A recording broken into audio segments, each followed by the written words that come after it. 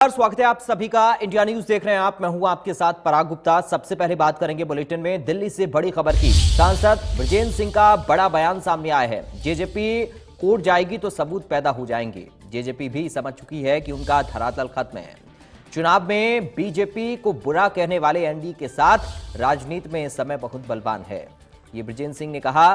साथ ही बोले ऊंचाना से ही लड़ेंगे चुनाव। दिल्ली में सांसद ब्रजेंद्र सिंह ने इंडिया न्यूज हरियाणा से खास बातचीत की है। इस दौरान उन्होंने कहा कि जेजेपी कोर्ट जाएगी तो सबूत भी पैदा हो जाएंगे। और क्या कुछ कहा सुनाते हैं आपको। चलिए आपको सुनाएंगे ब्रजेंद्र सिंह की ओर से क्या कुछ कहा गया है। लेकिन ये बड़ी खबर इस वक्त आपको बता रही है, जेजेपी कोर्ट जाएगी तो सबूत पैदा हो जाएंगे। ब्रजेंद्र सिंह कह रहे हैं जेजेपी भी समझ चुकी है कि उनका धरातल खत्म हो चुका है। ये ब्रजेंद्र सिंह की ओर से बयान किया गया है। साथ ही उन्होंने कहा कि चुनाव में बीजेपी को बुरा कहने वाले आज एनडीए के साथ हैं। सुनिए उन्होंने क्या कुछ कहा। हमारे साथ हैं हिसार से सांसद ब्रजेंद्र सिंह जी। ब्रजेंद्र जी, हम बात कर रहे हैं अभी हाल ही में जब जींद की रैली देखी, उसके बाद जो कोई आरोप लगे थे जेजेपी के ऊपर, उधर से दुष्यंत चौटाला ने, दिग्विजय चौटाला ने, अजय सिंह चौटाला ने, उन्होंने कहा कि ये आरोप जो लगाए हैं इसके सबूत सामने रखने चाहिए, नहीं तो एक सप्ताह के अंदर, एक सप्ताह तक का समय दिया था, उसके बाद वो तो कोर्ट जाने की बात कर रहे हैं। किस तरीके से आप उसको देखते हैं? क्या सबूत भी ऐसे कुछ थे आप रखने जा रहे हैं? 7 तारीख हो चुकी है, 2 दिन और इंतजार कर लें। वो कोर्ट में जाएंगे तो सबूत भी पैदा हो जाएंगे। लेकिन राजनीति में जब व्यक्ति कोर्ट में जाने की बात करना शुरू कर दे और सत्ता पक्ष का होके, तो आप समझ सकते हैं कि उनकी स्थिति कितनी दयनीय हो चुकी है। विपक्ष कोर्ट की बात करे मैं समझ सकता हूं, लेकिन सत्ता पक्ष जो सत्ता में इतनी अहम भूमिका निभा रहे हैं, वो यदि कोर्ट में जाने की बात करें तो इसका मतलब यह है कि लोगों के बीच में तो उनको भी समझ में आ चुका है कि बिल्कुल धरातल जो है वो न सिर्फ खिसक नहीं चुका, वो समाप्त हो चुका है। आप कह रहे थे कि अब बीजेपी और जेजेपी का गठबंधन नहीं रहना चाहिए, लेकिन जेजेपी तो तैयारी कर रही है राजस्थान की भी, कि राजस्थान में भी जो अब चुनाव होंगे विधानसभा के, उसमें उनको गठबंधन को लेकर के चुनाव लड़ने की होता है, ये चर्चा कर रही है पार्टी के तमाम नेताओं के साथ जेजेपी। नहीं, देखिए, मेरे को गठबंधन में इलेक्शन लड़ेंगे नहीं लड़ेंगे उसके बारे में तो मैं कोई टिप्पणी नहीं कर सकता, लेकिन जजपा के बारे में इतना तो जरूर कह सकता हूँ कि जब आपका अपने घर में कोई स्थान नहीं रहा तो आपको कहीं राजनीति में सार्थक बने रहने के लिए कोई और जमीन तलाशनी पड़ेगी। उन्हें शायद राजस्थान बहुत बड़ा प्रदेश है, तो लगता होगा कि यहाँ पे भी कुछ जनता को बहकाया जा सकता है या बरगलाया जा सकता है, जैसे हरियाणा में 2019 में किया था, और उसी नाते शायद वो वहाँ गए हैं। बाकी वहाँ पे किस प्रकार की राजनीतिक परिस्थितियाँ हैं, किसका किससे अलायंस होगा, वो उसके बारे में मेरे को कोई टिप्पणी। चौधरी वीरेंद्र सिंह ने वहां से एक ऐलान किया था कि अगर बीजेपी जेजेपी को अपने से अलग नहीं करती है तो वो खुद बीजेपी से अलग हो जाएंगे।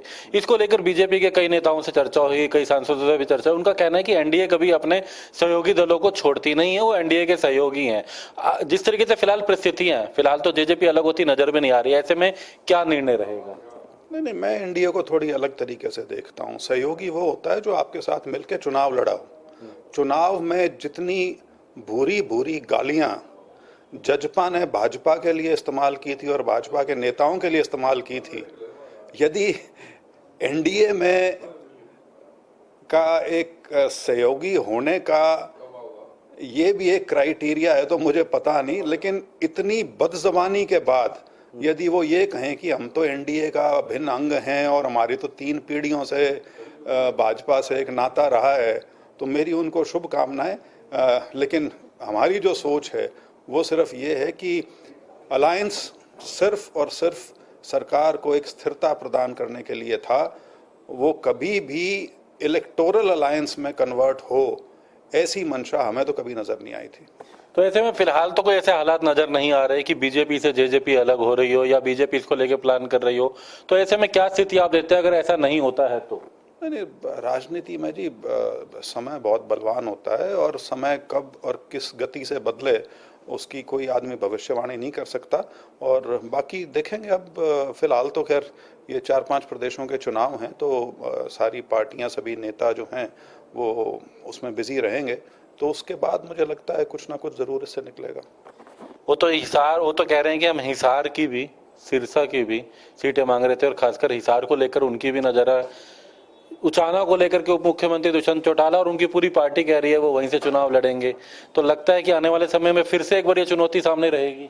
नहीं, दो चीजें, एक तो ये कि वो सिर्फ ये 2-3 सीट जो आपने जिक्र किया, हिसार, भिवानी, सिरसा नहीं, वो तो कह रहे हैं हम 10 की 10 पे तैयारी कर रहे हैं, तो उनको मुबारक है, 10 की 10 सीटों पे लड़े चुनाव।